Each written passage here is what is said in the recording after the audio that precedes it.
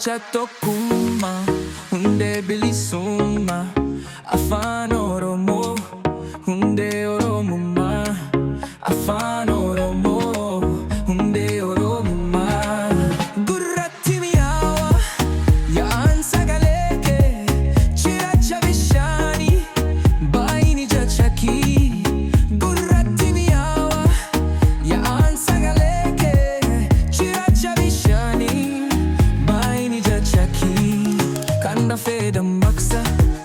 wedduuf walaaluun kee lakkaawameen dhumu hibboof maqmaqsi kee kan dafee dammaqsa wedduuf walaaluun kee lakkaawameen dhumu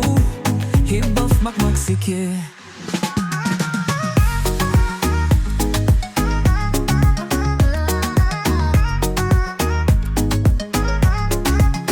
galma aadaa keenyaa Egaa Sennaa Kenyaa galma aadaa keenyaa Egaa Sennaa Kenyaa mee haa mari'annu itti haa yaadnu ilmaan barsiifnu ittiin haa guddifnu wal haa yaadachiifnu jechoota adda addaa ittiin haa barannu saayinsaa fi herregaa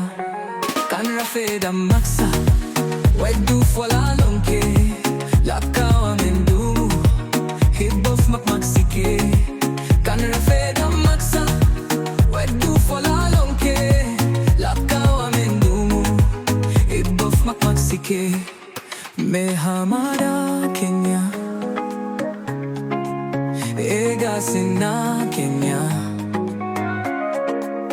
galma aadaa keenyaa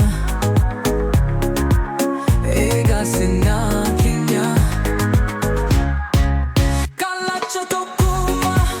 hundee bilisummaa Afaan Oromoo hundee Oromummaa Afaan Oromoo hundee Oromummaa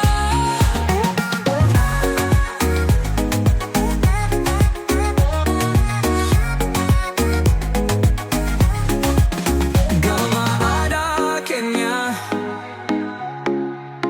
Egaa Sennaa Kenyaa galma aadaa keenyaa Egaa Sennaa Kenyaa